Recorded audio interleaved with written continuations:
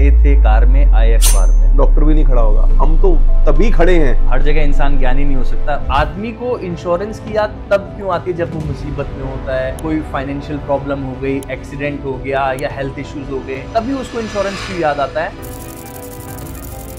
लेकिन जिस दिन आपको इंश्योरेंस की जरूरत होगी उस दिन इंश्योरेंस कंपनी इंश्योरेंस नहीं देगी। मेरा नुकसान हो गया 2 करोड़ 5 करोड़ का, तो उस टाइम पे मेरे फ्रेंड्स, मेरे रिश्तेदार भी शायद मेरे से दूर होने की कोशिश करेंगे। लिटरली मेरे भी गूज़बम्प हो गए आपकी ये स्टोरी सुन के। हेल्थ इंश्योरेंस के अंदर नो डाउट कोविड के बाद ड्रास्टिकली प्रीमियम बढ़ रहे हैं। इंडिया में मार्केट बहुत रेगुलेटेड है। इंश्योरेंस कोई लग्जरी नहीं है, insurance is a necessity. Insurance company कोई भी क्लेम रिजेक्ट कर सकती है, बट ये थर्ड पार्टी का लायबिलिटी क्लेम रिजेक्शन नहीं होता। लाइफ इंश्योरेंस में किसका मिसहैपनिंग होती है हर फैमिली समझ जाती है, लेकिन कभी नुकसान हुआ तो सिर्फ हम ही साथ खड़े पाएंगे।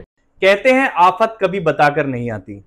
जी हाँ, और हमें उस आफत से हमेशा एक ढाल बना के चलनी होती है, और वो ढाल, वो प्रोटेक्शन लेवल आपका इंश्योरेंस है। जी, इंश्योरेंस वो कॉम्प्लिकेटेड टॉपिक जो सबकी लाइफ में बहुत इंपॉर्टेंस रखता है, लेकिन उसे समझ नहीं पाते लोग। तो आज हमारे साथ एक ऐसी शख्सियत है जो कि इस इंश्योरेंस सेक्टर में 20-22 साल से लोगों को सर्व कर रहे हैं। वो अपने एक्सपीरियंस से आपके मन से जुड़े हुए हर उस कंफ्यूजन को दूर करना चाहेंगे, जिससे आप एक बेटर इंश्योरेंस पॉलिसी परचेज करने में कामयाब हो। तो वेलकम करते हैं गिरीश ग्रोवर जी का, जो कि इंश्योरेंस पापा नाम की कंपनी के फाउंडर हैं, a unit of 5 elements insurance broker private limited. So आज हम इनसे हर उस मिथ और फैक्ट के बारे में जानेंगे जो कि इंश्योरेंस सेक्टर से जुड़ा होगा। तो सर, वेलकम है आपका आज हमारे पॉडकास्ट में। कैसे हैं आप? आई एम गुड विकास जी, आप कैसे हैं? तो सर, सबसे पहले तो ये सवाल आता है मन में, ये इंश्योरेंस पापा, ये नाम आपने कैसे सोचा? इंश्योरेंस पापा अगर एक्चुअल बताऊं तो ये मेरे बेटे का दिया हुआ नाम है। तो बस हमने मतलब एक्चुअली क्या है कि 22 साल हो गए मुझे इंश्योरेंस में जी, और इस 22 साल की जर्नी के बाद हमने अपना इंश्योरेंस ब्रोकिंग फर्म लॉन्च किया था with the name of 5 element insurance broker private limited. तो रिटेल सेक्टर में ये नाम थोड़ा सा बड़ा लगता है, तो कुछ कैची नेम चाहिए था। तो बेटे ने बोला कि आप तो इंश्योरेंस पापा ही हो, तो मुझे वो नाम बहुत अच्छा लगा, तो वहाँ से हमने इंश्योरेंस पापा पिक किया। जी। तो सर, आप अपनी थोड़ी सी जर्नी को भी डिफाइन करें कि कैसे आपका इस सेक्टर के अंदर आना हुआ, क्या आपका ओवरऑल एक्सपीरियंस रहा? देखो, by qualification I am a mechanical engineer. Okay, good. मैं भी मैकेनिकल इंजीनियर हूँ भाई। हाँ, इंजीनियर से ऐसे ही करते हैं। तो इंजीनियरिंग के बाद मैंने जॉब स्टार्ट किया विद अ MNC कंपनी। तो 6-8 महीने वहाँ जॉब करी। मैन्युफैक्चरिंग कंपनी थी, तो प्रोडक्शन के अंदर एज अ प्रोडक्शन इंजीनियर वहाँ पे स्टार्ट किया था।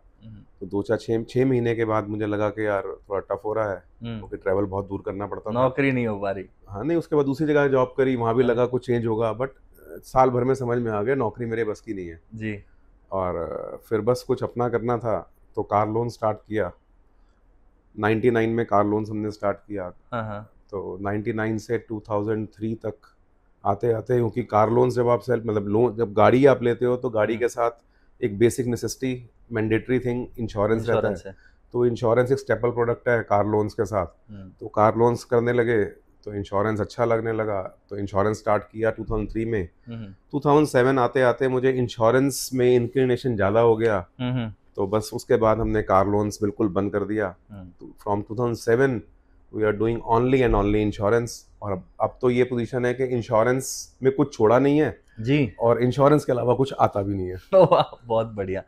तो सर, एक जनरल क्वेश्चन, इंश्योरेंस आदमी ने लिया, पर उसकी क्लेम लेते वक्त उसकी क्लेम रिजेक्ट हो गई, उस कंडीशन में वो क्या करे? कहाँ जाए? कोर्ट जाए, कंपनी के पास जाए, या फिर भगवान भरोसे बैठ जाए? देखो, ये बड़ी जेनरिक टर्म है, क्लेम रिजेक्ट हो गया। क्लेम क्यों रिजेक्ट हुआ वो इम्पोर्टेंट है जी। बिकॉज कोई भी, मैं बड़े कॉन्फिडेंस से अपने 22-23 साल के करियर के साथ ही आपको बोल रहा हूँ, कोई भी अच्छी कंपनी, मैं हाईलाइट कर रहा हूँ, इंश्योरेंस कंपनी बहुत हैं, बट कोई भी अच्छी कंपनी क्लेम आपका रिजेक्ट नहीं करना चाहती। नहीं करना चाहती। इंश्योरेंस कंपनीज के अंदर स्टेट अवे ये है, if the claim is payable तो हमें कम डॉक्यूमेंट चाहिए, बट अगर क्लेम रिजेक्ट करना है तो उसके लिए ज्यादा एविडेंस और ज्यादा डॉक्यूमेंट चाहिए। क्योंकि अगर अच्छी कंपनी का ट्रेंड है, अगर हमने रिजेक्ट किया है तो वो किसी भी लॉ ऑफ कोर्ट में जाए तो वो स्टैंड वही रहना चाहिए, कंपनी की रेपुटेशन खराब नहीं होनी चाहिए। On the other side insurance company claim देना चाहती है, क्योंकि अगर वो देखो जो लॉस आया वो तो आज नहीं देंगे तो कल देना पड़ेगा, लेकिन अगर मैंने क्लेम को प्रॉपर वे में सर्व नहीं करा तो शायद वो मेरी नेगेटिव पब्लिसिटी होगी। ऑन द अदर हैंड अगर क्लेम वो अच्छे से सर्व हो गया तो उसी से बिजनेस आता है जी। तो प्रिंसिपल अच्छे इंश्योरेंस कंपनीज का, अच्छे एजेंट का यही रहता है कि मेरा क्लेम रिजेक्ट नहीं होना चाहिए रादर देन रिजेक्ट हो। अब सर इंश्योरेंस लेते वक्त इंश्योरेंस पेपर 15 पेज का होता है, आदमी प्रीमियम देखता है और साइन कर देता है, ठीक है। अब उस कंडीशन में क्या है कि इंश्योरेंस कंपनीज इसका फायदा उठाती हैं क्या?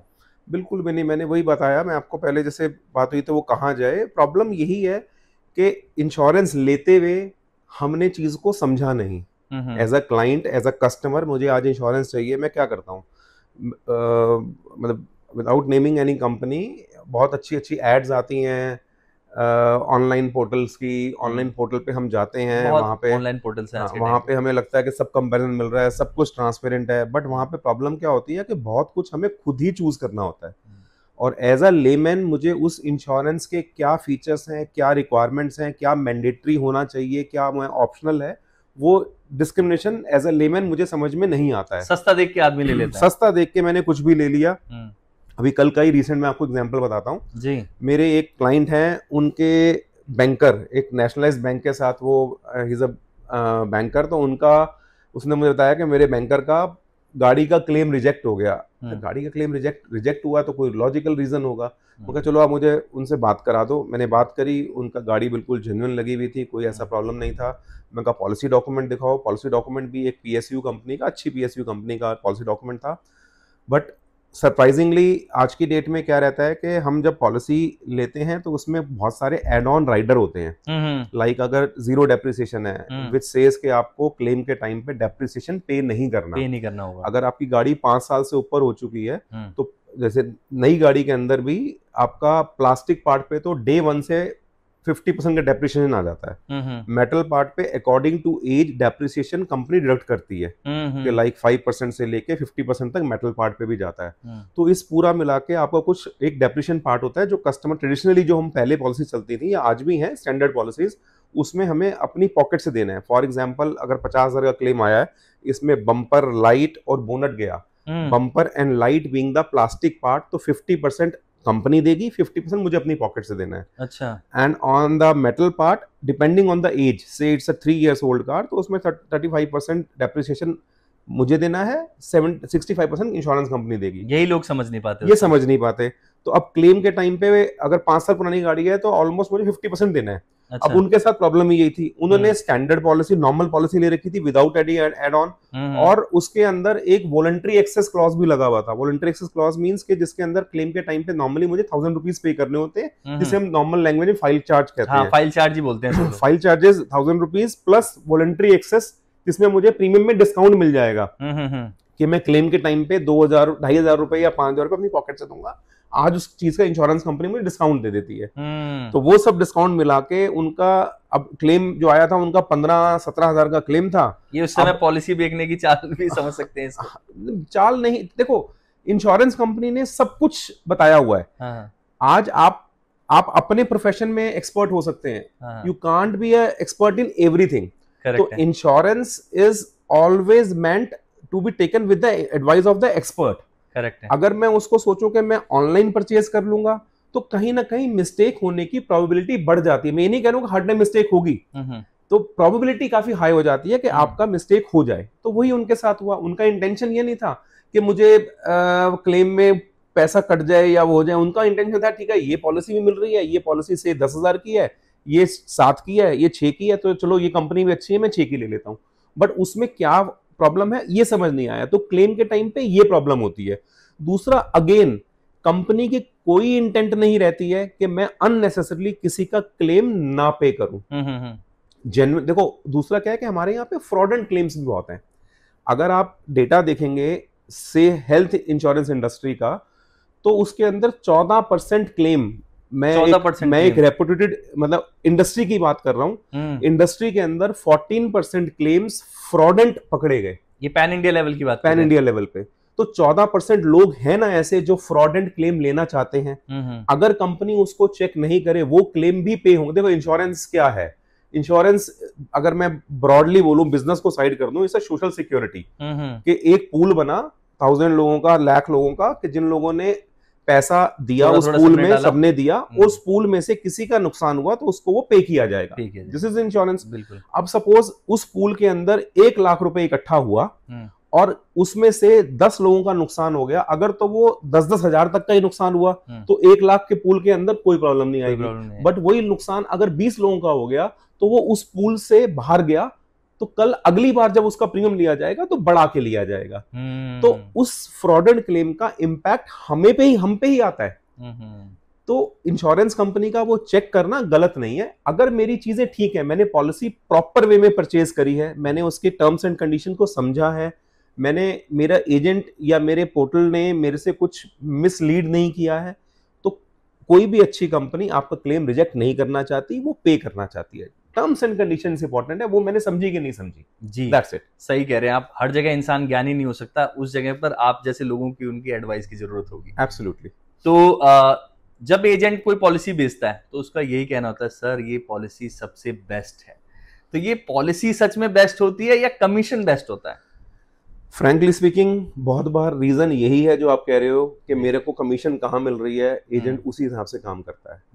अनबायस होके अगर एजेंट काम करे तो जो इंश्योरेंस एडवाइजरी है is such a noble profession, क्योंकि इंश्योरेंस कब काम आता है? जब वो सामने वाला पेन में है, लॉस में है। करेक्ट है। सपोज आज मेरी फैक्ट्री के अंदर सपोज आग लग गई, मेरा नुकसान हो गया 2 करोड़ 5 करोड़ का, तो उस टाइम पे मेरे फ्रेंड्स, मेरे रिश्तेदार भी शायद मेरे से दूर होने की कोशिश करेंगे कि अब ये लॉस में है, शायद कहीं हमसे पैसा ना मांग ले। मुसीबत के वक्त कोई सिर्फ एक इंश्योरेंस एजेंट और इंश्योरेंस कंपनी ऐसी है जो उस टाइम पे उसके साथ खड़ी होती है और उसकी हेल्प करती है। बिल्कुल। अगर वहां पे फिर इंपॉर्टेंट है कि वो पॉलिसी अगर करेक्ट वे में ली गई है तो, क्योंकि पॉलिसी बहुत वास्ट चीजें हैं इसके अंदर। अब फायर पॉलिसीज हैं, लायबिलिटी इंश्योरेंसेज हैं, ट्रांजिट इंश्योरेंसेज हैं, बहुत वास्ट है। अगर वो उसकी अंडरराइटिंग, उसकी हमने जो डिक्लेरेशंस हैं वो करेक्ट कर रखी हैं तो इंश्योरेंस कंपनी रिजेक्ट नहीं करना चाहती। और मोर और लेस हमारे इंडिया में मार्केट बहुत रेगुलेटेड है। IRDAI बहुत स्ट्रॉन्ग गाइडलाइंस रखता है कि अगर कोई किसी के साथ कोई गलत हो रहा है तो उसके अंदर पूरा कंट्रोल रहता है, ऑम्बड्समैन है, सारी चीजें इन प्लेस हैं। प्रॉब्लम ये है कि हमें लगता है कि हमारे साथ ऐसा हो रहा है, हम ये नहीं देखते कि हमारा साथ हमने प्रेजेंटेशन कैसे ली या मुझे कैसी पॉलिसी दी गई। Important is correct advice and correct policy. अगर ये होगा तो प्रॉब्लम नहीं आएगी जी। तो सर अभी आपने पूल की बात करी और प्रीमियम की बात करी, मैं फिर से आपको वहीं उसी क्वेश्चन पे ले जाना चाहूंगा कि हर साल प्रीमियम बढ़ता क्यों है? क्या ये कोई रिस्क फैक्टर है या फिर एक पैसा बनाने का सिस्टम? देखो, जहां तक प्रीमियम बढ़ता क्यों है तो वो ये बहुत स्पेसिफिक क्वेश्चंस है। अगर हम बात करें मोटर इंडस्ट्री की तो पिछले 5 साल से थर्ड पार्टी के प्रीमियम्स नहीं बढ़े।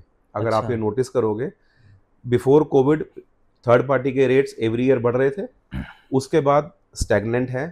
अभी पिछले 5 साल से कोई थर्ड पार्टी के प्रीमियम नहीं बढ़े। Accidental policies, personal accident policies, इनके रेट्स नहीं बढ़े, इनफैक्ट कम ही हो रहे हैं।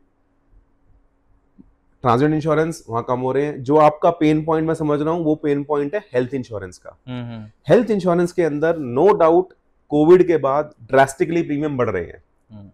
तो उसका रीजन यही है, उसके 2 रीजन हैं।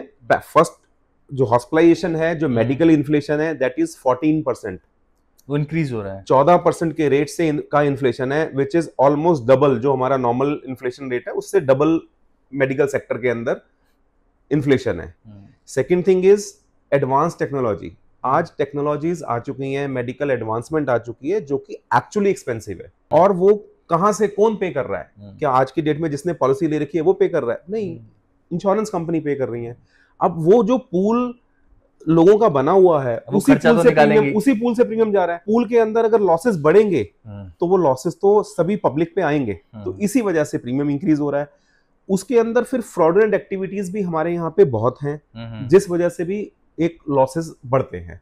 अगर जेनरिक बात करें तो जो ओवरऑल पूल पे, ओवरऑल हेल्थ इंश्योरेंस इंडस्ट्री पे जो लोड आ रहा है उसी की वजह से प्रीमियम बढ़ रहे हैं। इसमें कोई इंश्योरेंस कंपनी का या किसी का ऐसा कोई वो नहीं है, गवर्निंग बॉडी है, उन्हीं से अप्रूव करा के कंपनी इंश्योरेंस रेट बढ़ा सकती है। जी, तो जब ये हम सुनते हैं कि इंश्योरेंस लेने के इतने फायदे हैं, तो मेरे मन में एक क्वेश्चन आता है कि आदमी को इंश्योरेंस की याद तब क्यों आती है जब वो मुसीबत में होता है, कोई फाइनेंशियल प्रॉब्लम हो गई, एक्सीडेंट हो गया या हेल्थ इश्यूज हो गए, तभी उसको इंश्योरेंस क्यों याद आता है? या कोई ये अवेयरनेस की कमी है या फिर ट्रस्ट इश्यूज हैं? Exactly, it's a blend. Trust issues भी हैं और दूसरा अवेयरनेस की कमी भी है, और दूसरा हमारी इंडियन मेंटालिटी। हम लोग लास्ट मोमेंट पे काम करने की सोचते हैं, मतलब व्हेन इट इज अर्जेंट ना, माइंडसेट ऐसा है कि व्हेन इट इज रिक्वायर्ड या तब नहीं काम करेंगे, जब वो इंपॉर्टेंट है तब काम नहीं करेंगे, जब वो अर्जेंट हो जाएगा तब काम करेंगे। हमें लगता है कि यार मेरी लाइफ, मैं तो अभी यंग हूँ, मुझे कोई प्रॉब्लम भी नहीं है, और ये जो दुख तकलीफ है मेरे साथ तो हो ही नहीं सकती। सबसे बड़ा मिथ ये है कि हम मान के चलते हैं कि मेरे साथ प्रॉब्लम नहीं हो सकती, मैं तो अभी फिट हूँ और अभी मुझे इंश्योरेंस की जरूरत नहीं है, या मैंने अपनी पॉलिसी ले भी ली तो मैं अपने बच्चों की लूँ, उसकी तो क्या 7-8 साल की एज है, अभी मुझे जरूरत नहीं है। जब कोई प्रॉब्लम आ जाती है तो उनको लगता है इंश्योरेंस चाहिए। इंश्योरेंस में ब्यूटी ये है, आज कोई भी इंश्योरेंस कंपनी, कोई भी एजेंट आपके पीछे है, सर इंश्योरेंस ले लो ले लो ले लो, आज आपको लगता है नहीं मुझे जरूरत नहीं है, लेकिन जिस दिन आपको इंश्योरेंस की जरूरत होगी उस दिन इंश्योरेंस कंपनी इंश्योरेंस नहीं देगी। मैं क्यों एक रिस्क लूंगा ऐसा जिसमें मुझे पता है कि हाँ यहां तो मुझे क्लेम ही देना है। वो तब तक है जब तक आपकी लाइफ हेल्दी है, आपका रिस्क सब पे है, लेकिन रिस्क आया नहीं है। जिस दिन वो आ गया उस दिन इंश्योरेंस नहीं मिल सकता। तो कुछ ऐसा आप इंडिया में अवेयरनेस के लिए कुछ चीजें बता सकते हैं कि लोग क्यों लें इंश्योरेंस पॉलिसीज? देखो, सबसे पहले इंश्योरेंस कोई लग्जरी नहीं है, इंश्योरेंस इज अ नेसेसिटी, ये एक हेजिंग है। आज आप अपनी एक घर लेते हो, कोई भी प्रॉपर्टी लेते हो, उसको लॉक लगाते हो ना, क्यों लगाते हो? कि भैया कहीं नुकसान ना हो जाए। बट अगर नुकसान हो गया, प्लान बी क्या है? हमें प्लान बी रेडी रखना चाहिए। This is the plan B, insurance is plan B. और ये मैंने अगेन पहले ही बताया कि ये उस टाइम के लिए जब आपका साथ कोई नहीं दे रहा होगा। आज मुझे अगर कोई सीवियर प्रॉब्लम हो जाती है, मेरे फ्रेंड्स, मेरी फैमिली, मेरे सब साथ हैं, ये अच्छी बात है, लेकिन जहां प्रैक्टिकली फाइनेंशियल आता है ना, तो बहुत लोगों को रियलिटी आती है, सब यारी दोस्ती रियलिटी दिखती है, रियलिटी दिखती है, क्योंकि मैं इस चीज को इतने कॉन्फिडेंस से कह रहा हूँ कि हमने देखा है। Correct. आज 22 सालों के अंदर हमने फैमिलीज में ऐसे ऐसे इंसिडेंट्स देखे हैं जो कि आई ओपनर हैं। अब आपसे बात करते हैं, मुझे कुछ इंसिडेंट्स ऐसे आ रहे हैं जो मेरे गूज़बम्स में हो रहे हैं। बिल्कुल सर, आप उनको जरूर बताएं हमारे व्यूअर्स के लिए।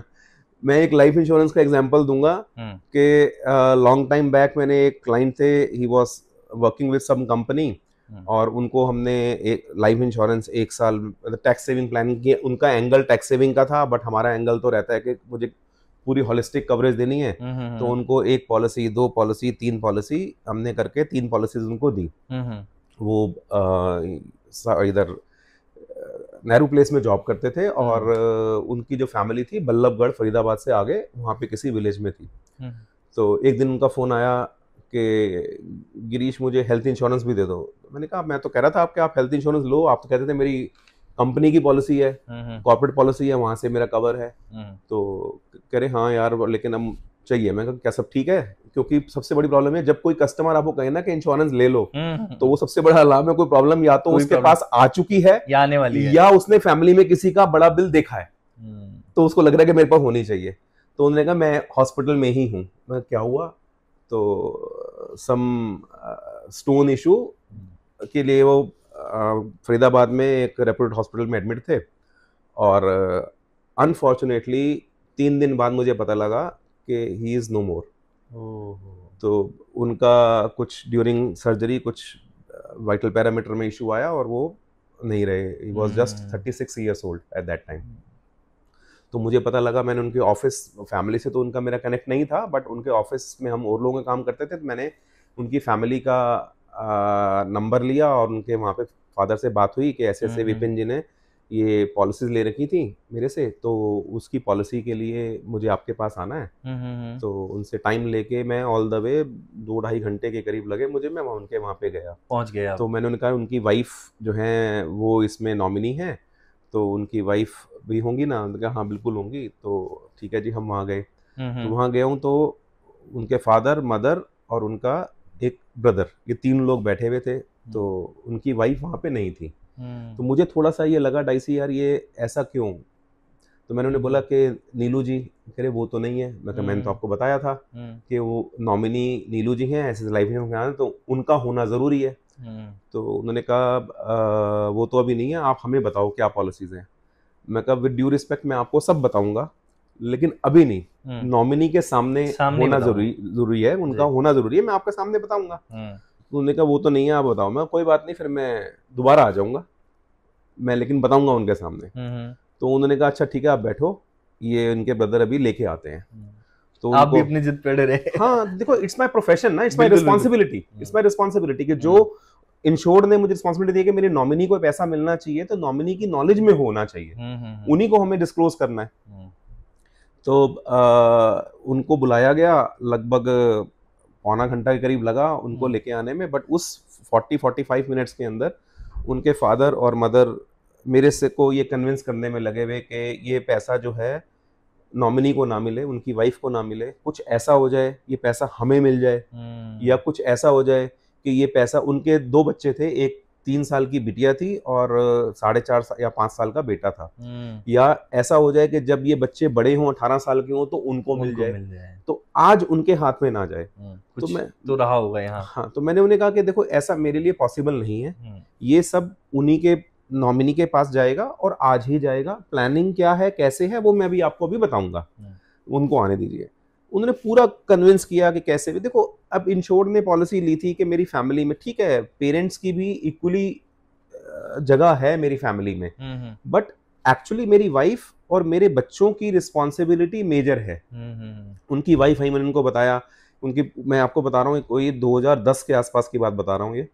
तो उनकी वाइफ, जैसे विलेजेस में होता है, वो पूरा थोड़ा घूंघट सा लिया हुआ था और वो ऐसे बैठी हुई थी, मुझे आज भी याद है, वो पूरा सीन मुझे ध्यान आ रहा है। उनको मैंने बताया कि अभी आपको 25 लाख रुपए मिलने, हमने ऐसे 3-3 पॉलिसी कर रही थी, उस 3 पॉलिसी का कॉम्बिनेशन कुछ ऐसा, आउटपुट ऐसा था कि 25 लाख रुपए आपको अभी इमीडिएटली मिल जाएंगे, फिर इसमें से 50,000 रुपए हर साल बच्चों के 18 साल होने तक आपको रेगुलर आते रहेंगे, और उनके 18 ईयर्स होने पे फिर से आपको 20 लाख या 22 लाख का ऐसा कुछ मैच्योरिटी अमाउंट और मिलना है। तो 3 कॉम्बिनेशन पॉलिसीज का ऐसा कुछ कॉम्बिनेशन था। तो मुझे याद है जब मैंने बता रहा था उनको, तो ऐसे बैठी थी, तो उनके जो टीयर्स थे वो उनके हाथ पे गिर रहे थे। तो वो चीज मुझे आज भी वो रहती है कि उस टाइम, उसके बाद वो स्पेशली अपने फादर, जब ये सारी चीजें सेटल हो गई, सब कुछ हो गया, वो अपने फादर के साथ और अपनी सिस्टर के साथ वो हमारे घर स्पेशली आई थैंक्स करने के लिए। उन्होंने बताया कि यस, के अगर उस टाइम पे फैमिली ने सपोर्ट करना, उनके मतलब जो इन लॉज थे उन्होंने सपोर्ट करना छोड़ दिया था, तो इसलिए अपने वो मदर फादर के साथ रह रही थी। तो कहते मुझे उस टाइम पे बड़ा स्ट्रगल था कि मैं कैसे सर्वाइव करूंगी, क्योंकि मुझे जॉब करनी पड़ेगी इमीडिएटली, बच्चे छोटे हैं। तो लेकिन जब आपका ये पैसा मिला तो मैंने अपनी बीएड कंप्लीट करी और अब मेरे को अच्छी जॉब मिल रही है, तो क्योंकि मुझे इनिशियल सपोर्ट मिल गया। देखो लाइफ इंश्योरेंस में प्रॉब्लम, मेरे भी गूज़बम्प हो गए आपकी स्टोरी सुन के। देखो लाइफ इंश्योरेंस में किसका मिसहैपनिंग होती है, हर फैमिली संभल जाती है। मैंने पॉलिसी ले रखी हो या ना ले रखी हो, सब कुछ सेटल हो जाता है। बट जो इनिशियल के 4-5 साल होते हैं ना, वो सबसे प्रॉब्लम होते हैं, वो सबसे प्रॉब्लम होती है। या तो उस टाइम पे फैमिली में कोई कहे ना कि मैं तो भैया मेरे पास बहुत कुछ है, सब कुछ मैंने बना रखा है, मेरे पास प्रॉपर्टी भी है, मेरे पास बैंक बैलेंस भी है, मेरे पास ये सब कुछ भी है, मैंने ये एसेट क्रिएट करे हैं कि मेरी फैमिली उसको यूज करे, एंजॉय करे। वो इसलिए नहीं करेगी कल मेरे ना रहने पे उन एसेट्स को लिक्विफाई करना पड़े। आप बताओ, आपको पता लगे कि ये प्रॉपर्टी बिक रही है क्योंकि इनके यहाँ पे डेथ हो गई है, अब इनको बेचना है, तो क्या आपको प्रॉपर्टी का क्या वो रेट मिलेगा? तो मैंने अपने एसेट्स इसलिए नहीं बनाए, मैंने एसेट्स ने बनाया कि उसको मेरे को एंजॉय करना है, मेरे ना रहने पे मेरा फैमिली का स्टैंडर्ड ऑफ लिविंग डाउन नहीं आना चाहिए। तो ये अगर वो भी यही सोचते कि मुझे पॉलिसी की क्या जरूरत है, एक अच्छी कंपनी में जॉब कर रहे थे, घर बार अपना था, सब कुछ था, ये जब प्रॉब्लम आती है वो बता के नहीं आएगी, वो बेल बजा के नहीं आएगी, वो आपकी एज देख के नहीं आएगी, कभी भी कुछ भी हो सकता है। पहले तो कभी कुछ होना, लेकिन कुछ हो तो आपके पास प्लान भी रेडी होना चाहिए। जी। तो सर जैसे आपने बताया कि कोई भी मुसीबत एज देखकर नहीं आती, अब इससे जुड़ा मेरे मन में सवाल ऐसा आ रहा है कि आज के टाइम पे जो यंग लोग हैं 25 साल 30 साल जो अपने करियर की शुरुआत कर रहे हैं, सब कुछ कर रहे हैं, उन्हें फाइनेंशियल फ्रीडम भी चाहिए, हेल्थ सिक्योरनेस भी चाहिए, अपनी लेविश लाइफ एंजॉय भी करनी है उनको। तो ऐसे पॉइंट पर आप उनको कौन से बेसिक इंश्योरेंस सजेस्ट करेंगे जो उनकी लाइफ को बेटर बना सकते हैं और लेना मैंडेटरी होना ही चाहिए? देखो, फाइनेंशियल प्लानिंग के अंदर जो है ना, बेस इंपॉर्टेंट है। किसी भी फाइनेंशियल प्लानिंग में हम लोगों को क्या लगता है कि यस, मैं अर्न कर रहा हूँ, मार्केट में देखा कि यार स्टॉक मार्केट में इन्वेस्ट करते हैं, बहुत फायदा देता है, नो डाउट, बहुत अच्छी चीज़ है। म्यूचुअल फंड में इन्वेस्ट करते हैं, बहुत अच्छी चीज़ है। यार ये प्रॉपर्टीज़ के रेट बहुत बढ़ रहे हैं, ये एक फ्लैट आया है, ठीक है, मैं इसको बुक करा लेता हूँ, मुझे पैसा तो आज नहीं देना, लिमिटेड वे में भी देना है, मैं ये करा लेता हूँ। तो अगर आप देखोगे ना, तो इस सब का जो बेस है, अगर ट्रायंगल की बोलूं, ट्रायंगल का जो वर्टेक्स होता है, वर्टेक्स पे हम खड़े हुए हैं कि ये अनस्टेबिलिटी है। अगर कुछ हो गया, मैं मान लो मेरी डेथ नहीं हुई, मुझे कोई सीवियर डिजीज हो गई, तो मैंने कोई प्लानिंग नहीं कर रखी है, तो जितनी मैंने एसेट्स बनाए हैं वो लिक्विफाई करने पड़ेंगे। मेरे को कोई ऐसी डिसेबिलिटी हो जाती है, एक्सीडेंट हुआ, मेरे को डेथ नहीं हुई, डिसेबिलिटी हो गई, तो मेरे जो एसेट्स मैंने बनाने की सोच रहा हूँ, मैं म्यूचुअल फंड कर रहा हूँ या मैंने कोई प्रॉपर्टी ले ली, तो मेरे पे अर्निंग रहा नहीं डिसेबिलिटी की वजह से, तो मेरे पे लायबिलिटी खड़ी होगी। इस ट्रायंगल को अगर हम बिल्कुल रिवर्स कर दें, बेस स्ट्रॉन्ग कर दें, मतलब जो उसका वो है बेस क्या है कि मेरी एक सबसे पहले हेल्थ इंश्योरेंस, जो कि बहुत अच्छी होनी ही चाहिए, सबसे पहले इमरजेंसी नहीं बता के आती। उसके बाद मेरी फाइनेंशियल स्टेबिलिटी के लिए टर्म इंश्योरेंस, ये दोनों पे सब लोग फोकस करते हैं। उसका थर्ड पॉइंट जो मोस्ट इंपॉर्टेंट है और बहुत अच्छी चीज है, जो कि हमारे इंडिया में बहुत कम लोग जानते हैं और बहुत कम मार्केटिंग उसकी करते हैं, that is personal accident policy. कि इंडिविजुअल एक्सीडेंटल इंश्योरेंस, जो कि उसके फीचर्स मार्वलस है, तो लोगों को नहीं पता। तो जो आपका क्वेश्चन है, ये 3 इंश्योरेंसेस से उनको स्टार्ट करना चाहिए, और उसके बाद फिर नेक्स्ट जो आज की डेट में इंपॉर्टेंट रिटेल लाइफ में किसी के भी थ्रेट है, आपका ऑनलाइन साइबर ऑनलाइन जो आपको फियर है कि मेरा बैंक से पैसा जा सकता है, मेरे ई वॉलेट से पैसा जा सकता है, मेरा डिजिटल अरेस्ट हो सकता है, उस सब के लिए भी आज की डेट में मार्केट में पॉलिसीज अवेलेबल हैं। अब मैं सब पॉइंट्स पर एक बार आऊंगा सर। तो जैसे अभी आपने कहा कि सबसे पहले जो हेल्थ इंश्योरेंस बताया, फिर टर्म इंश्योरेंस बताया, एक टर्म बताई आपने एक्सीडेंटल पॉलिसी की, ठीक है। तो आज की इस लाइफ में लोगों को भागम भाग लगी हुई है, घर भी जल्दी पहुंचना है, ऑफिस भी जल्दी पहुंचना है। कोई बाइक चला रहा है, बाइक चलाते वक्त उसका एक्सीडेंट हो गया, 20-25-50 हज़ार रुपये का खर्चा आया, तो क्या इंश्योरेंस कंपनी इस छोटे क्लेम को भी पास करती है? बिल्कुल करती है। अगेन उसके अंदर बहुत सारे एक्सीडेंटल पॉलिसी में बहुत सारे राइडर्स होते हैं, जैसे कि accidental death, obviously personal accident policy लग रहा है तो उसमें एक्सीडेंटल डेथ तो कवर है ही है। एक्सीडेंटल डेथ वो कैसे भी हो, चाहे वो रोड पे है, चाहे वो ट्रेन पे है, चाहे मेरे को बाथरूम में स्लिप करने की वजह से भी मेरे को कोई एक्सीडेंट होता है, दैट इज आल्सो एक्सीडेंट। तो एक्सीडेंटल डेथ हम कवर करते हैं उसमें। एक्सीडेंट की वजह से डिसेबिलिटी, कि मैं परमानेंट डिसेबिलिटी हो गई मुझे, लाइक कोई लॉस ऑफ लिम्ब हो जाता है, वो भी कवर होता है। मोर और लेस उसमें most important thing temporary total disability.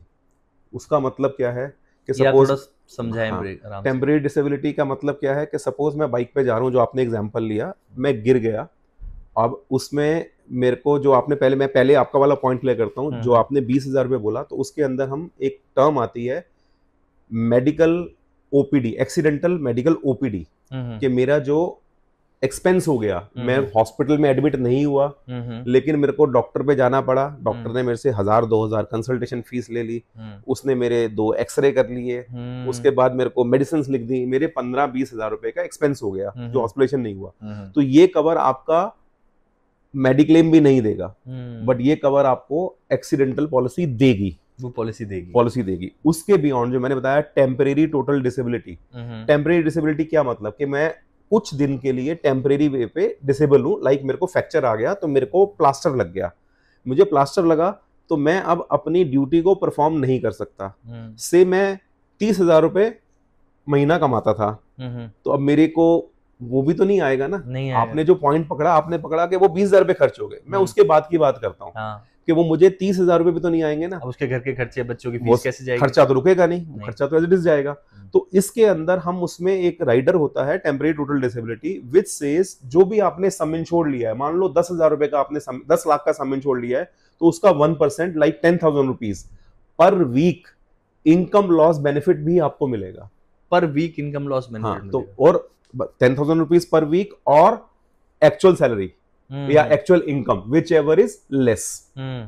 तो आपने 10 लाख का पॉलिसी लिया, 10,000 रुपए का आपको इनकम लॉस बेनिफिट उसमें आपने ऐड कर रखा है। अब मेरा कोई एक्सीडेंट हो गया जिसमें मैं 2 हफ्ते के लिए बेड पे हूं, तो मुझे 30,000, मेरी एक्चुअल सैलरी 30,000 है, तो मुझे 30,000 इंटू 30 2 महीना 60,000 रुपए, या मेरी सैलरी अगर 50,000 होती तो 10,000 रुपए के हिसाब से 40,000 रुपए हफ्ता पर वीक के हिसाब से 8 वीक्स के लिए रहा, तो 80,000 रुपए ये मुझे इंश्योरेंस कंपनी पे करेगी। 80,000 रुपए इंश्योरेंस। हाँ। और ये अगर कॉन्टिन्यूसली बंदा, अगर कई बार होता है एक्सीडेंट के केसेस के अंदर वो कॉमा में चला गया, अब वो कॉमा में रहने का 6 महीने 8 महीने कुछ भी हो सकता है, तो उसमें हम maximum up to 52 weeks and किसी किसी केस में अप टू 104 वीक्स 104 हफ्ते तक भी उसको वो इनकम देंगे। 104 हफ्ते तक भी वो पैसे मिलेंगे उसको? जी। अच्छा, अगर वो डिसेबिलिटी में रहता है तो। ओके। तो सर पॉलिसी में ये प्री एग्जिस्टिंग कंडीशंस का क्या लूप होल है, और कई बार बंदा फिट होता है तो भी उसके क्लेम रिजेक्ट हो जाते हैं? अगेन प्री एग्जिस्टिंग कंडीशन ये हेल्थ इंश्योरेंस का पार्ट है। प्री एग्जिस्टिंग कंडीशन अपने आप में ही, नाम में ही सजेस्ट कर रहा है क्या है कि मुझे पॉलिसी लेने से पहले, दैट इज कॉल्ड प्री, मेरे को पॉलिसी लेने से पहले अगर कोई मेरी मेडिकल कंडीशंस हैं और वो मैंने डिस्क्लोज, मुझे मेरी ड्यूटी है मुझे वो डिस्क्लोज करना, तो अगर मैंने डिस्क्लोज करी है तो इंश्योरेंस कंपनी उस पर कुछ वेटिंग लगाती है कि लाइक ये हर पॉलिसी में अलग अलग वो है कि मैं ये प्री एग्जिस्टिंग कंडीशंस आपकी 2 साल के लिए कवर नहीं होंगी या 3 साल के लिए कवर नहीं होंगी। फिर आजकल कुछ कंपनीज राइडर भी लेके आ चुकी हैं, अगर आप वो राइडर पे करते हो तो प्री एग्जिस्टिंग डिजीज आपकी 90 दिन के बाद भी कवर हो जाएंगी। लेकिन अगर मैंने डिस्क्लोज करी है तो वो सब कुछ आपकी कवर होंगी with after specific waiting period. Problem क्या आती है कि हम लोग मतलब एज अ कस्टमर हम लोगों को लगता है कि यार वो चीज छुपा लेते हैं या ऐसे नहीं, डेलिबरेटली बहुत बार सोचते हैं कि यार डायबिटीज ये तो इस एज में होती है, ठीक है, मेरे को क्या जरूरत है बताने की। या दूसरी चीज, जब आपको कोई प्री एग्जिस्टिंग कंडीशन होती है तो बहुत सी इंश्योरेंस कंपनी उस पे आपसे प्रीमियम कुछ एक्स्ट्रा चार्ज करती है, क्योंकि आपकी लाइफ पे एक एक्स्ट्रा रिस्क है। लाइक अगर कोई फिट, मैं एक एग्जांपल के लिए बोल रहा हूँ, सपोज किसी पर्सन का प्रीमियम, नॉर्मल प्रीमियम आ रहा है 10,000 रुपए का, अब वो कहता है कि मुझे डायबिटीज है, तो इंश्योरेंस कंपनी उसका कुछ प्रीमियम वो 10,000 प्लस एक्स अमाउंट हो जाएगा। तो कस्टमर को बहुत लगता है कि मैं ये एक्स अमाउंट को बचा लूं, या तो वो इसलिए नहीं करता। बहुत बार कुछ एजेंट्स भी इस तरह से करते हैं या इस तरह गाइड करते हैं कि आपको ये मत बताओ, आपका पैसा बच जाएगा, या वो ये कस्टमर वो गाइड ही नहीं करते कि आपको बताना है, क्यों अगर बताएंगे मैं आपसे प्रीमियम फिर ज्यादा मांगूंगा तो पता नहीं आप मेरे से पॉलिसी कराओगे नहीं कराओगे, तो वो इस रीजन से वो छुपा देते हैं। और ये जो छुपाई हुई चीज है क्लेम के टाइम पे इसी तरह बाउंस बैक करती है, क्लेम रिजेक्ट हो गया। प्रॉब्लम रूट कॉज वही है कि डिस्क्लोजर प्रॉपर नहीं थे, जिस वजह से ये रिजेक्ट हुआ। इसलिए कुछ नहीं छुपाना। हाँ, छुपाना नहीं है। अगर आप कुछ लेना चाहते हैं तो उसमें आपको डिस्क्लोजर पूरा करना है। डिस्क्लोजर के साथ कंपनी आपकी पॉलिसी एक्सेप्ट करती है तो वो आपका क्लेम देगी जी। हो सकता है कुछ डिस्क्लोजर ऐसे भी हो जो इसमें इंश्योरेंस कंपनी कहे आपकी पॉलिसी नहीं दे सकते, लेकिन उसमें आपको आज क्लैरिटी तो है ना कि यार कि मेरा प्रीमियम नहीं गया, मैं आपसे 50 हजार रुपए प्रीमियम लिए जा रहा हूँ, 3 साल बाद क्लेम आया, पता लगा जी आपने तो ये चीज पॉलिसी लेते हुए नहीं बताई थी, तो उस टाइम पे हमें ज्यादा पेन होगा रादर देन कि आज के मुझे पॉलिसी नहीं मिली, कोई बात नहीं, मेरा पैसा तो खराब नहीं हुआ। पैसा तो खराब नहीं, सही बात है। सर आजकल हाईवेज पे, सड़कों पे हर जगह लिखा रहता है सावधानी हटी दुर्घटना घटी, ठीक है। एक कहावत और है, गए थे कार में आए अखबार में, ठीक है। तो क्या होता है कई बार कि हिट एंड रन केसेस में क्या सच में कंपेंसेशन मिलता है या वो एक न्यूज में हेडलाइन बन के ही रह जाता है? देखो, हिट एंड रन केसेस जो विक्टिम है वहां पे, जिसे हम मोटर पॉलिसी के अंदर, ये पॉलिसी क्लेम जो है मोटर पॉलिसी में ट्रिगर होता है जी। तो मोटर पॉलिसी में as per motor vehicle act कोई भी व्हीकल, चाहे वो टू व्हीलर है, चाहे वो फोर व्हीलर है, चाहे कमर्शियल व्हीकल है, सबको अपना थर्ड पार्टी इंश्योरेंस कराना मैंडेटरी है बाय लॉ। पार्टी इंश्योरेंस कराना मैंडेटरी है। थर्ड पार्टी का मतलब क्या होता है? कुछ लोग कहते हैं कि मैंने सेकंड पार्टी कराया, फर्स्ट पार्टी कराया। There is no first party second party type insurance. Insurance is a legal contract between the insurance company and the insured person. तो वो फर्स्ट पार्टी इंश्योरेंस कंपनी होगी, सेकंड पार्टी इंश्योर्ड पर्सन हो गया, insurer and insured के बीच में contract हो गया। अब रोड पे जो जा रहा था उसका इस कॉन्ट्रैक्ट से कोई लेना देना नहीं है, तो वो है थर्ड पार्टी। तो जो आपने पॉइंट कहा कि वो रोड पे किसी की जाते हुए डेथ हो जाती है, किसी ने हिट एंड रन करके उसको मार के चला गया, उसको क्लेम मिलेगा, यस वो देना पड़ेगा। इंश्योरेंस कंपनी कोई भी क्लेम रिजेक्ट कर सकती है, बट ये थर्ड पार्टी का लायबिलिटी क्लेम रिजेक्शन नहीं होता। तो सर एक कॉफी के प्राइस पर आप अपने परिवार को लाखों का कवर दे सकते हैं, फिर भी लोग ये एक्सीडेंटल पॉलिसी क्यों नहीं लेते हैं? एक्सीडेंटल पॉलिसी के जो फीचर्स हैं, जो बेनिफिट्स हैं, एक्चुअली वो कस्टमर को नहीं पता। कस्टमर को दूसरी पहली तो चीज ये है, कस्टमर को लगता है कि इंश्योरेंस मतलब, तभी तो आज हम आपसे समझना चाहते हैं ताकि कस्टमर्स को वो पता लगे। इंश्योरेंस के नाम से कस्टमर को लगता है पता नहीं क्या यार, क्या होगा, छोड़ो, कॉम्प्लिकेटेड है, मेरे पास जैसे गाड़ी है और वो टू व्हीलर है, मैं बस की इंश्योरेंस करा लेता हूँ। हमारे इंडिया में इंश्योरेंस मींस टू व्हीलर और कार का इंश्योरेंस, जो उनको लगता है कि मैं अगर ये नहीं कराऊंगा तो रोड पे मेरा चालान हो जाएगा। लेकिन ये नहीं पता अगर मैं हेल्थ इंश्योरेंस या एक्सीडेंटल या टर्म पॉलिसी नहीं कराऊंगा तो जो चालान होगा मेरी फैमिली उसको भुगत नहीं पाएगी। तो सबसे इंपॉर्टेंट वो चीज है। और अगेन जो आपने कहा accidental insurance, actually it's a very very less price policy. उसका प्रीमियम अगर आप सोचो 2,500 या 3,000 रुपए के अंदर बहुत अच्छी कवरेज मिल सकती है, जिसके अंदर जैसे हमने पहले भी बात करा, accidental death, disability, then temporary disability में इनकम लॉस बेनिफिट, देन उस पे ओपीडी के मेरे को कुछ खर्चा हुआ ट्रीटमेंट का 15-20 हजार रुपए का, वो जो कि हॉस्पिटलाइजेशन के बिना वो भी मुझे मिलेगा। इनकम लॉस मैंने बताया, उसमें फिर स्पेसिफिक हम और भी डाल सकते हैं कि मान लो किसी का मेजर बर्न हो गया तो उसको लमसम बेनिफिट, उसकी ब्रोकन बोन होगी तो उसका एक लमसम बेनिफिट। तो ये सारी काफी चीजें ऐड करके अगर हम करते हैं, ये सब कुछ ऐड कर लें, तो एक नॉर्मल 10-1 लाख रुपए की पॉलिसी का कोई 2-2.5-3 हजार से ऊपर का प्रीमियम नहीं आता। तो इसमें दोनों तरफ से, एक तो कस्टमर की अवेयरनेस और दूसरा हमारी इंश्योरेंस जो फर्टर्निटी है, लाइक जो एजेंट्स हैं, ब्रोकर्स हैं, उनकी तरफ से भी एक फेलियर है कि क्योंकि वो टिकट साइज बहुत छोटा है तो उसको लगता है कि इसको बेच के मुझे कस्टमर से क्या मिलने वाला है, तो वो फोकस नहीं है। Otherwise accidental policy is a must policy.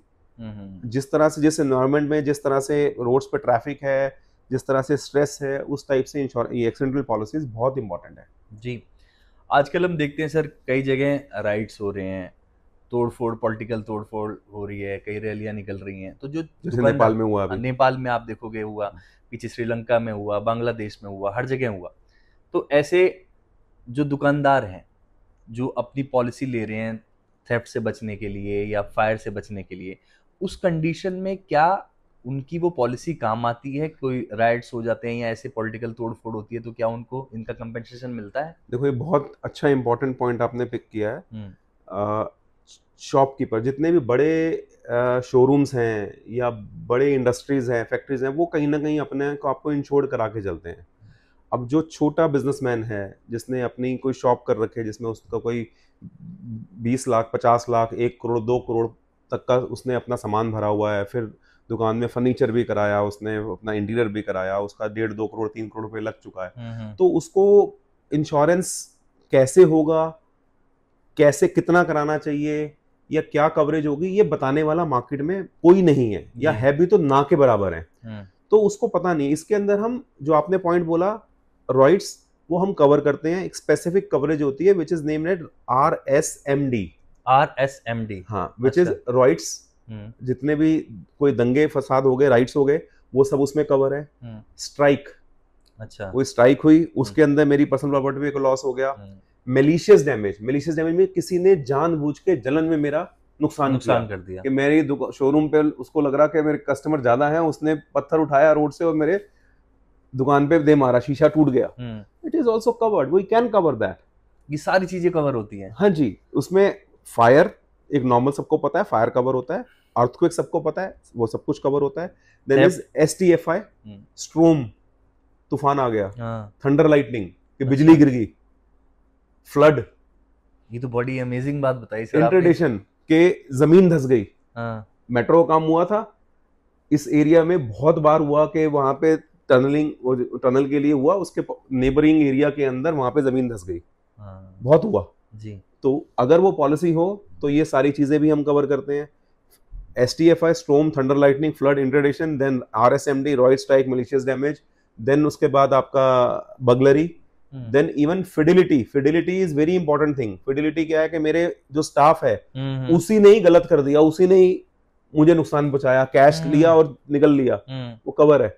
आपके काउंटर के अंदर कैश पड़ा हुआ है, किसी ने लूट लिया, वो कवर है। आपका लड़का, आपकी शॉप की पॉलिसी में ही सारी चीजें कवर है। एक सिंगल पैकेज पॉलिसी होती है शॉप की बहुत अच्छी, जिसके अंदर आपका जो कैश लेके जा रहा है बैंक, सपोज डिपॉजिट कराने जा रहा है या बैंक से लेके आ रहा है, उसको रोड पे किसी ने लूट लिया, तो वो भी कवर है। आपने एक बोर्ड लगा रखा है, अपना साइनेज लगा रखी है, और वो साइनेज जो है तो आंधी तूफान आया और साइनेज ऊपर से गिरा, नीचे किसी की गाड़ी खड़ी थी या कोई जा रहा था, उसको लग गई, कि लायबिलिटी किस पे आएगी? दुकानदार पे। तो वो भी इस पॉलिसी में हम कवर कर सकते हैं। थर्ड पार्टी लायबिलिटी भी, साइनेज, इसी तरह से किसी मेरी वजह से किसी का थर्ड पार्टी लॉस हो। तो सर ये तो फिर तो ये लोगों को नहीं पता। बिल्कुल, ये यही सारी बातें लोगों को नहीं पता, और आपके थ्रू ये बहुत ही इंफॉर्मेटिव कंटेंट लोगों को मिल रहा है। मैं चाहूंगा और ऐसी तरह से आप सारे सवालों का जवाब देते रहें, ताकि लोग एक्चुअल में क्या चीजें हैं उस तक पहुंच सकें। तो अगला क्वेश्चन मेरा होगा, जैसे कि कई बार होता है कि प्रीमियम ज्यादा लेने पर लोगों का ये माइंडसेट होता है कि प्रीमियम ज्यादा देने पर सर्वेयर जल्दी आता है, या फिर ये सबके लिए सेम है? नहीं, ये ऐसा, ये 100% मिथ है। प्रीमियम ज्यादा देने से या कम देने से सर्वेयर का कुछ वो नहीं होता। प्रॉब्लम सर्वेयर के कई बार डिले में, वो भी अगेन किस चीज का क्लेम है, तो उसमें डिले कई बार हो जाता है। कि जैसे मैं हेल्थ की बात करूं तो हेल्थ में ऐसा कोई सर्वेयर नहीं होता है। कोई क्लेम आपने कंपनी में डाला है, स्पेसिफिक किसी केस में कंपनी को कोई मैट्रिक्स बनी हुई, उसमें लगा है कि ये क्लेम में फ्रॉड हो सकता है, तो कंपनी उसमें कई बार इन्वेस्टिगेशन ट्रिगर कर देती है। और सर्वेयर, अगर हम मोटर व्हीकल की बात करें कि वर्कशॉप पे गई है गाड़ी और मेरा वहां पे सर्वेयर नहीं आ रहा, तो प्रीमियम से ऐसा कोई फर्क नहीं पड़ता है। इट डिपेंड्स के जो इंश्योरेंस कंपनी हमने चूज करी है उसका नेटवर्क फॉर सर्वेयर्स वो कैसा है। वो नेटवर्क उसका स्ट्रांग है, इंश्योरेंस कंपनी अच्छी है, तो वो इमीडिएट रिस्पॉन्स भी होता है। कई बार डिले हो जाता है just because of insurance company का नेटवर्क कैसा है। और आज की डेट में तो बहुत सी कंपनीज सर्वे के लिए AI टूल ले आई हैं, जिसमें कि आपको फिजिकल सर्वे कराने की भी जरूरत नहीं है। तो आपका सपोज मेरी गाड़ी का मैं आ रहा हूं और मेरी गाड़ी सामने से लग गई, अब मेरे पास टाइम नहीं है। प्रॉब्लम यहाँ पे क्या होती है कि जो हम जो क्लेम रिजेक्ट होते हैं, मैं उस पॉइंट पे आ गया, पहले मैं वो वाला पॉइंट बताता हूँ। क्लेम मेरा, मैंने कहा मेरे पास टाइम नहीं है, मैंने कहा छोड़ यार मैं बाद में देखूंगा। अब फ्रंट से मेरा लाइट सपोज अंदर चली गई है, उसका अंदर के कोई लॉक्स वगैरह टूट गए हैं और मैंने गाड़ी चलानी शुरू कर दी, मैं कहा बाद में देखेंगे। अब कुछ टाइम बाद पीछे से गाड़ी लग गई, अब मैं वो लगा यार अब तो जाना पड़ेगा, बम्पर लटक गया, मुझे जाना पड़ेगा। हम वर्कशॉप में जाते हैं तो सर्वेयर आके कहता है कि जी ये दोनों इंसिडेंट मेरे को एक साथ नहीं लग रहे, तो जिसकी वजह से हम क्लेम नहीं देंगे। ठीक है। अब कंपनी इस चीज को भी जीरो करने के लिए कंपनी टूल लेके आ चुकी है कि आपका अगर ये फ्रंट से वो लाइट लगी थी ना, आप उसी टाइम पे आप उसका कंपनी का ऐप है, उसके ऊपर आप जाके अपना एक सर्वे करो, वर्चुअल सर्वे आप ही ने करना है। अच्छा, खुद से ही कर सकते हैं? खुद ही से कर सकते हो कि आपको ये लाइट या जो भी आपको पूरा वो डायरेक्शन देते हैं कि आपने ये इस तरह सर्वे करना है। उसके बाद इमीडिएट बेसिस पे इंश्योरेंस कंपनी उस लॉस को AI से, देखो कंपनी को पता है कि ये गाड़ी कौन सी है, इसकी लाइट डैमेज हुई है कि कितने की होगी, ये बम्पर में पेंट होना है, बम्पर पेंट कितने का होना है, कितना एक्सपेंस आएगा। तो कंपनी अपफ्रंट आपको एक अमाउंट बिना आपकी वर्कशॉप जाए आपको अमाउंट ऑफर कर देती है कि आप अगर आप ये लेना चाहते हैं, सपोज कंपनी को असेस किया कि ये जो लॉस है ये 12,000 रुपए का है, कंपनी ने 12,000 आपको ऑफर कर दिया, आप उसको वहीं एक्सेप्ट करो, आपके पास इमीडिएट पैसा भी आ जाएगा। इमीडिएट पैसा आ जाएगा? यस। ये नहीं पता, तो ये मुझे भी नहीं पता था। हाँ, तो वो आपके पास इमीडिएट पैसा आ जाएगा। अब आप उसको कहीं भी किसी भी वर्कशॉप पे रिपेयर करा लो, सर्वेयर की आपको जरूरत नहीं है। और इस पॉलिसी के लिए आपको एक्स्ट्रा प्रीमियम नहीं देना, कोई प्रीमियम नहीं देना। ये एक्स्ट्रा प्रीमियम नहीं है, ये स्पेसिफिक कुछ कंपनीज हैं जो ये सर्विसेज ऑफर करती हैं जी। अब से बहुत कंपनीज करने लग गई हैं जी। अब जैसे अपकमिंग मंथ्स में दिवाली एक बहुत बड़ा फेस्टिवल आने वाला है, आपको पता है इस समय मार्केट में बहुत चहल पहल होती है, सब जगह। तो ऐसे टाइम पर ही फायर के केसेस बहुत सुनने को मिलते हैं आपको। तो शॉपकीपर के लिए, जो दुकान चला रहा है, जिसने अपने शॉप में इतना माल रखा हुआ है, सब कुछ रखा हुआ है, तो उसके लिए आप ये बताइए कि शॉप इंश्योरेंस लेना क्या ये लग्जरी है या सर्वाइवल का scope? Insurance is never a luxury, insurance is a necessity. और उस शॉपकीपर का तो पूरी पूंजी लगी है, पता नहीं उसने दिवाली के सीजन के लिए कहाँ से लोन लेके या किस पे इंटरेस्ट से पैसा लेके वो पैसा भरा है। उसका सर्वाइवल, जो आपने बोला ना सर्वाइवल है, एग्जैक्टली वो सर्वाइवल ही है। उसकी फैमिली, उसका एक्सपेंसेस उसी शॉप से चलने हैं। और भगवान ना करे कोई दिवाली में, हम देखते हैं, बहुत बार देखते हैं कि ये यहाँ फायर हुआ, वहां फायर हुआ, इस शोरूम पे हुआ, तो अगर वो पॉलिसी होगी तो क्लेम उसको मिलेगा, उसका सर्वाइवल हो जाएगा। अगर नहीं हुआ तो बहुत लोग इस लॉसेस से मतलब कुछ एडवर्स स्टेप भी ले जाते हैं, सुसाइड भी कर लेते हैं। हाँ बिल्कुल, इतना नुकसान होने के बाद नहीं कर पाता आदमी सर्वाइव, झेलने की कैपेसिटी नहीं है। मैंने बहुत कुछ इकट्ठा करके उसके ऊपर चढ़ जाते हैं इकट्ठा। हाँ, जब उसको जिसकी पेमेंट देनी है उसको पता है कि यार इसका लॉस हो चुका है, इसमें सामान बेचने के लिए नहीं है, पेमेंट कहां से आएगी, मैं पहले प्रेशर बना लूं, इससे बजाय कि दूसरा प्रेशर बनाए, पहले मैं बना लूं ताकि मेरी रिकवरी हो जाए। वो प्रेशर कई बार बहुत लेवल तक बढ़ जाता है और एडवर्स स्टेप भी लोग ले जाते हैं। मैं स्पेसिफिकली इसलिए बोल रहा हूं कि मेरी नॉलेज में है कुछ लोग ऐसा, एक आध दो इंसिडेंट ऐसे हैं। तो अगर वो फिर हमें लगता है कि यस कि ये फेलियर उनका फेलियर से ज्यादा हमारे इंश्योरेंस इंडस्ट्री का फेलियर है कि मार्केट में प्रोडक्ट्स भी हैं बट हमने अवेयरनेस नहीं क्रिएट करी कि ये वो लोग शॉपकीपर इंश्योरेंस या ऐसी पॉलिसी ले पाए।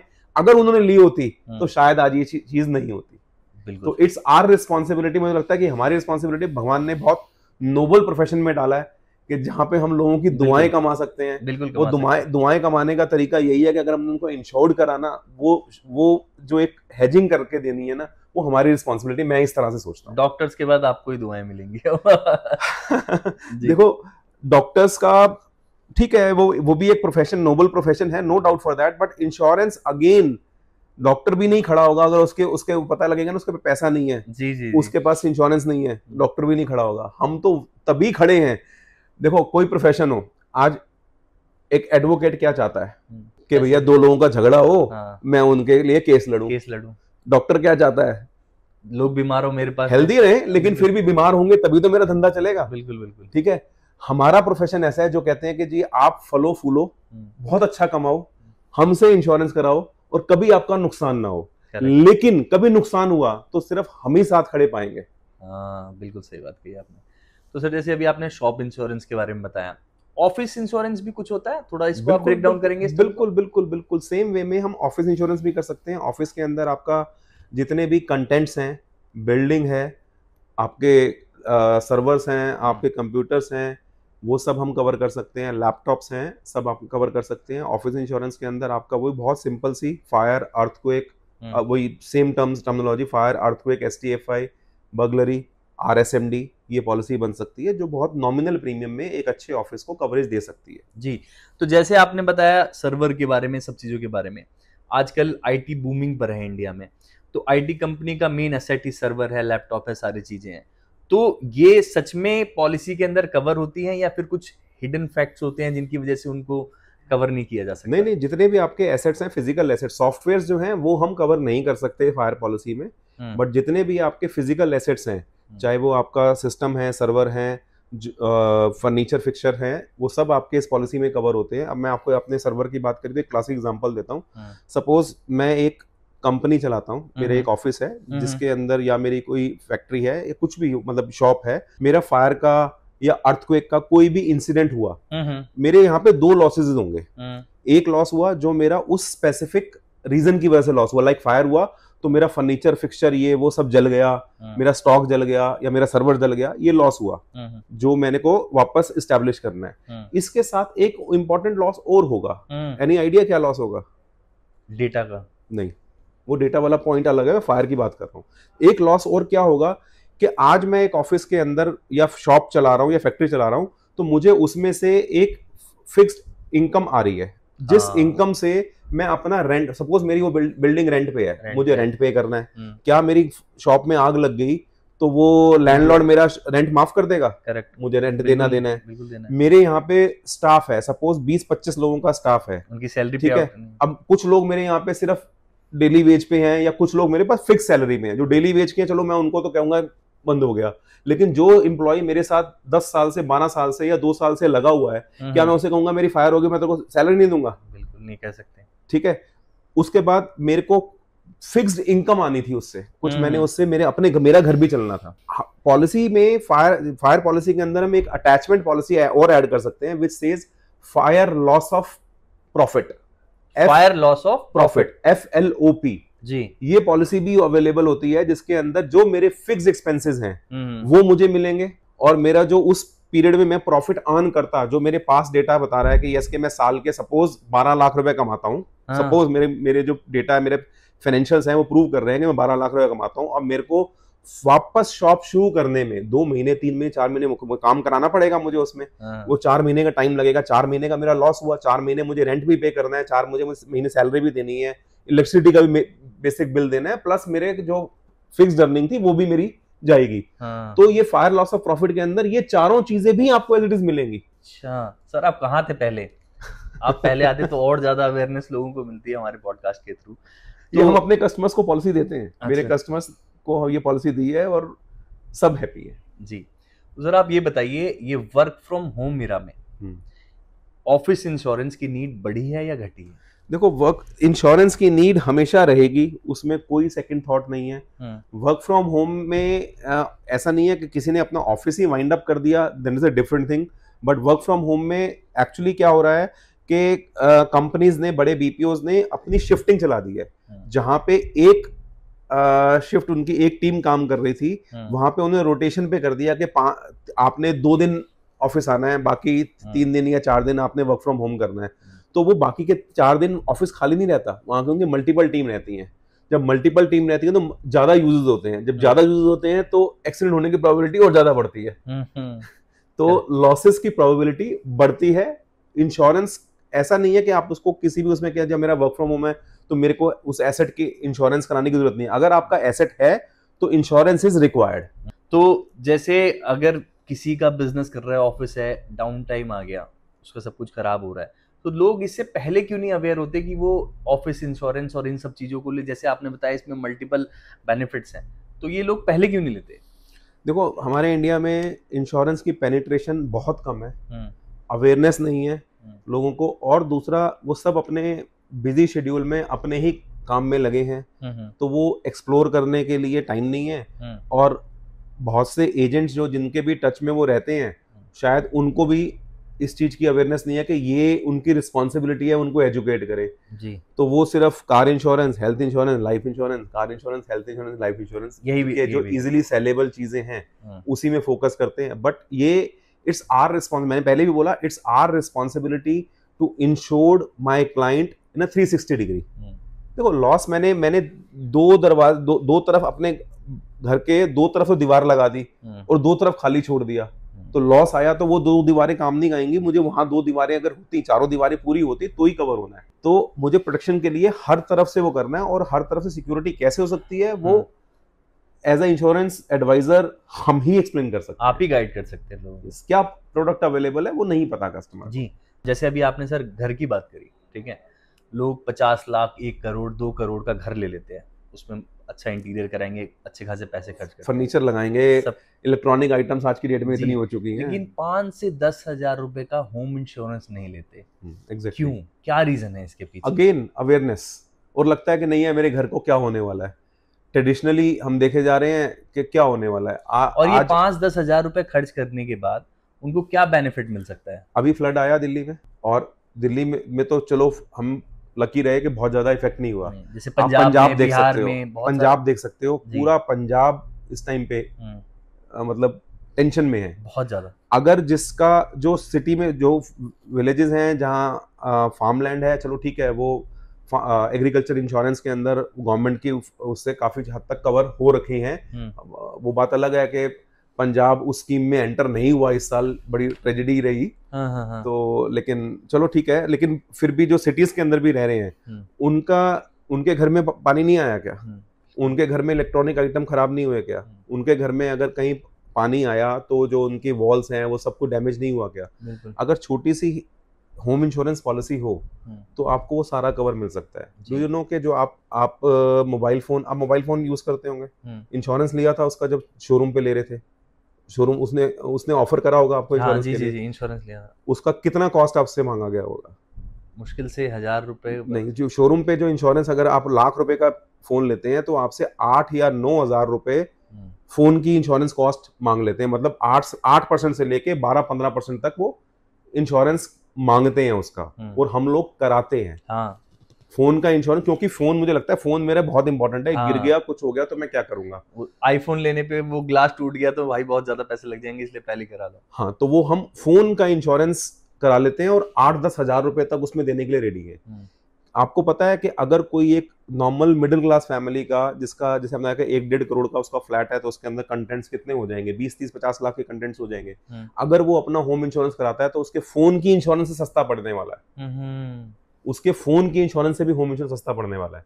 और अगर वो चाहे तो अपने फोन को और लैपटॉप को भी इसमें इंश्योर कराता है, शोरूम से ना करा के इसमें इंश्योर करा ले, उसमें वो काफी पैसा बचा सकता है। अच्छा। 1/5 कॉस्ट पे भी हो जाएगा। वो जो 10,000 रुपए वहां दे रहा है वो 2,000-2,500 रुपए के अंदर होम इंश्योरेंस में फोन ऐड हो जाएगा और सेम कवरेज के साथ। ये होम इंश्योरेंस का बेनिफिट एक मेरे नोन में है, मैंने देखा उनका कि उनके हस्बैंड की डेथ हो गई, उन्होंने होम लोन ले रखा था और 1 साल के अंदर ही उनकी डेथ हो गई। तो वो जो होम लोन था उनका, वो सारा माफ हो गया होम इंश्योरेंस से। ऐसा भी कुछ होता है इसमें? देखो, उसमें लोन प्रोटेक्शन पॉलिसी अलग से आती है कि अगर आप होम लोन या कोई भी कार लोन, कोई भी लोन ले रहे हैं तो बेसिकली उसमें अपनी लाइफ को इंश्योर कर सकते हैं कि अगर मेरे को कुछ हो गया तो मेरा जितना भी प्रिंसिपल आउटस्टैंडिंग है वो उससे पे ऑफ हो जाएगा। तो वो एक पॉलिसी अवेलेबल है। तो जैसा आपने बताया, वही अगेन अवेयरनेस की कमी है कि एक डिनर की कॉस्ट पर या एक मोबाइल इंश्योरेंस करा रहे हैं उससे कम कॉस्ट पर भी आप अपना होम इंश्योरेंस ले सकते हैं। उससे फायर से, थेफ्ट से, फ्लड से, इन सब चीज़ों से सिक्योर कर सकते हैं। बस किस चीज़ की कमी है? अवेयरनेस की कमी है। तो फिर एक बार आप कुछ 2-4 पॉइंट ऐसे इनमें बताएं जिससे कि लोग अवेयर हों और इसको मैंडेटरी रूप से अपने आप खरीदें। देखो, इंश्योरेंस, अगेन मैं वही बात बोलूँगा, इंश्योरेंस इज़ अ नेसेसिटी। और गवर्नमेंट ऑफ इंडिया ने भी टारगेट, आपको मैं बता दूं कि गवर्नमेंट ऑफ इंडिया ने IRDA को ये बड़ा स्ट्रिक्ट इंस्ट्रक्शंस दिए हैं कि जो हमारी 100th मतलब 2047 के अंदर जो हमारा। तो सर, जैसे आपने कहा कि अवेयरनेस की कमी, तो एक डिनर की कॉस्ट पर आप होम इंश्योरेंस लेकर के अपने घर को प्रोटेक्ट कर सकते हैं थेफ्ट से, फायर से, फ्लड से, सब चीज़ों से। तो आप कुछ ऐसे पॉइंट्स बताइए जिससे लोगों में ये जागरूकता बढ़े कि हाँ यार, ये पॉलिसी अपने घर को प्रोटेक्ट करने के लिए मेरे लिए मैंडेटरी ही है। देखो, इम्पोर्टेंस, मैं जिस चीज़ से प्यार करता हूँ उसको इंश्योर करा लेता हूँ जी। मैं गाड़ी से प्यार करता हूँ, मैं गाड़ी को इंश्योर करा रहा हूँ। हाँ। मैं फ़ोन से प्यार करता हूँ, मैं फ़ोन को इंश्योर करा रहा हूँ। घर से भी बहुत प्यार करता हूँ। अगर मैं करूँगा तो मैं इंश्योरेंस कराऊंगा। जी जी, सिंपल एज दैट।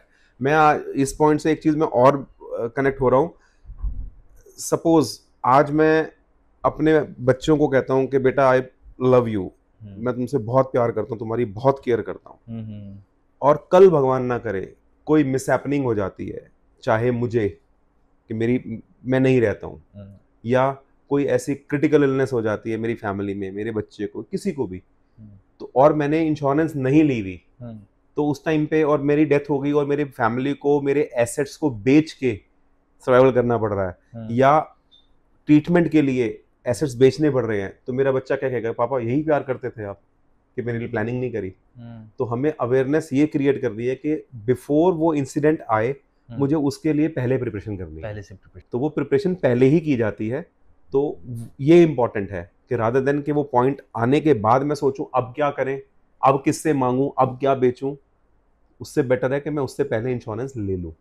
जैसे आपने अभी फ्लड का जिक्र करा, पंजाब का, बिहार का, हर जगह इतनी फोटोज और वीडियोस आ रही हैं जो कि सच में दिल को झकझोर देने वाली हैं।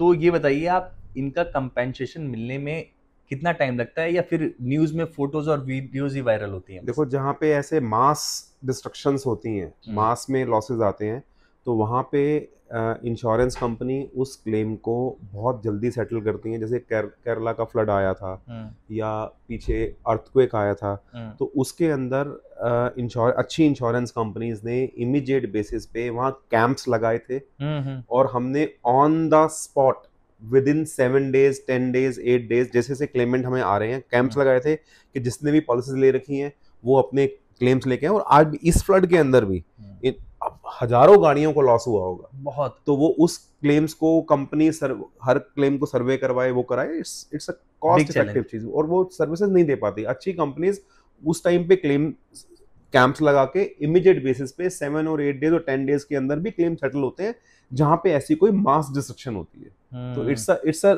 Normal routine. भगवान ना करे किसी को चीजें देखनी पड़े, एक्सपीरियंस करनी पड़े, बट ये ऐसा होता है और नो डाउट फॉर पंजाब में भी ऐसा ही हो रहा है। तो सर आपने एक सीरीज आई थी, वेब सीरीज जामताड़ा, अगर आपने देखी हो, ठीक है, उसमें साइबर क्राइम बहुत तेजी से दिखाया गया और आजकल हो भी रहा है, डिजिटल अरेस्ट, साइबर क्राइम बहुत तेजी से बढ़ रहा है। तो इसके लिए कोई इंश्योरेंस है जो हमें इन सब चीजों से बचा सकता है? बिल्कुल, बहुत ही नॉमिनल कॉस्ट पे ये सारी चीजें कवर करते हैं, जिसके अंदर हम financial frauds, financial theft, then आपका डिजिटल अरेस्ट, देन आपका आइडेंटिटी थेफ्ट क्या है, बहुत इंपॉर्टेंट चीज़ है।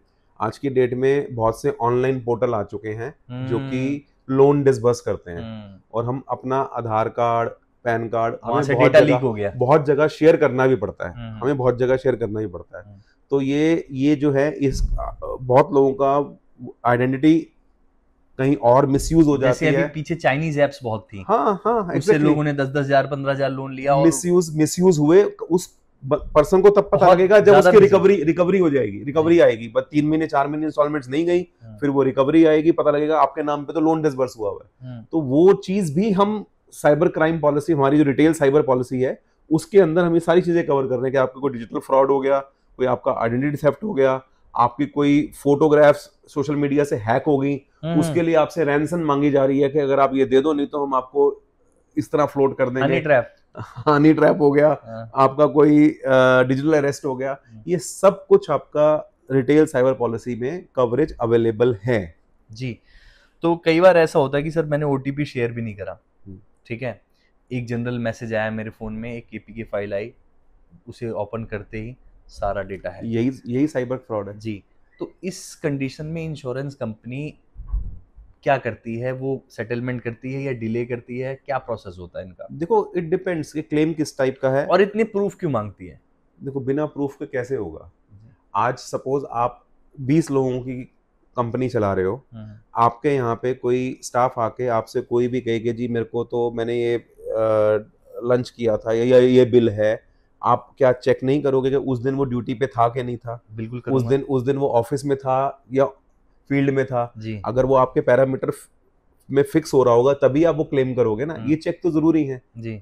हाँ, वो चेक कंपनी को करने पड़ेंगे। अगर क्लेम ऑनेस्टली देना है तो वो चेक करने पड़ेंगे, बट ऐसा नहीं है कि रियलिस्टिक नहीं होते हैं। अगेन, अगर मैं कुछ इंटेंशनली गलत मैंने कुछ हाइड कर रखा है तो प्रॉब्लम आएगी, अदरवाइज कोई प्रॉब्लम नहीं आती इसमें जी। और ये जो साइबर अरेस्ट वाला सीन चल रहा है, मैंने देखा कि कई लोगों को ऐसा फ्रॉड हुआ कि लोग मर तक गए इसमें, उनको इतना मेंटल प्रेशर दे दिया उन लोगों ने कि वो लोग मर तक गए। तो इस कंडीशन में कुछ होता है कैसा? देखो, जब आपने ऐसी पॉलिसी ली होगी तो कहीं ना कहीं आपको अवेयरनेस हम कराएंगे, इंश्योरेंस कंपनी कराएगी कि आपको ऐसा नहीं करना जी। तो आपको इमीडिएटली फ्रॉड को वो करना है। तो आप ये पॉलिसी लेने के साथ आप इस फ्रॉड में पड़ने की प्रोबेबिलिटी भी कम करोगे, बट अगर फिर भी आपके फाइनेंशियल थेफ्ट या ऐसा कुछ हो जाता है तो पॉलिसी आपको लॉसेस देगी। तो जैसे एक आप थोड़ा सा ये भी मैसेज दें लोगों को कि एक पासवर्ड गायब होने से या एक लिंक खोलने से लोगों का सब कुछ हैक हो सकता है। तो ये साइबर इंश्योरेंस पॉलिसी जो है वो कितनी हेल्पफुल है उनके लिए, और इससे लेकर के वो कैसे अपने आप को प्रोटेक्ट कर सकते हैं? वो is a piece of mind. आज की डेट के अंदर पहले होता था कि मैं अपनी पूंजी, अपने एसेट्स मैं बैंक में या लॉकर में रख रहा हूँ और वो अब सिक्योर है। अब वो सब हम अपने फोन में लेके घूम रहे हैं। वो मेरे लिए कंफर्ट भी है और मेरे लिए थ्रेट भी है। थ्रेट वो ज्यादा बन गया है क्योंकि आज की डेट में किसी कुछ भी हैक करना और इतनी वीडियोस और इतने इसके अंदर मैं कब डाइवर्ट हो जाऊं, कब मेरा ध्यान भटका और एक्सीडेंट हुआ।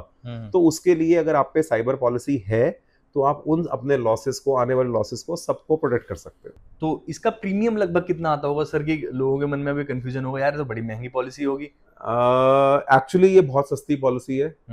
देखो, इसको हम इंडिविजुअल बेसिस पे भी ले सकते हैं कि सिर्फ मैंने अपने लिए ले ली, या मैं अपनी फैमिली को भी कवर कर लिया। मतलब कॉर्पोरेट बेसिस पे भी कुछ होता है? Corporate policy is a different thing. वो कॉर्पोरेट पॉलिसी एक डिफरेंट थिंग है, वो वहां पे भी बिल्कुल कॉर्पोरेट्स के अंदर भी ये पॉलिसी, कोई भी इंस्टीट्यूशन अपना साइबर पॉलिसी ले सकता है, वो अलग चीज है। But for a retail person वो पॉलिसी स्टार्ट हो जाती है, मैं स्टार्टिंग फिगर बोलूँ इंडिविजुअल के लिए, कोई 1000-1200 रुपए में स्टार्ट हो जाती है पॉलिसी।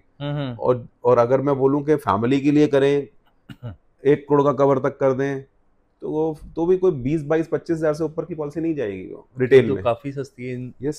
और फ्रॉड में तो एक बार में इंसान का पैसा उड़ जाना है, कितना भी जा सकता है। जी। मतलब वो आपके बैंक अकाउंट में जो आपके पैसे हैं वो पूरा का पूरा साफ कर सकता है। उसके बियॉन्ड भी कुछ भी, कि आपको उन्होंने रैंसम मांगी, कुछ डेटा ऐसा रख लिया अपने पास जिसमें आपसे रैंसम मांगी जा रही है, इवन वो भी कंपनी कवर।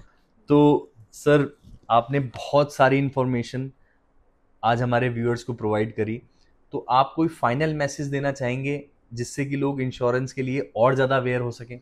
मैं यही कहना चाहूँगा, insurance is a must thing जो हर पर्सन को लेनी ही चाहिए।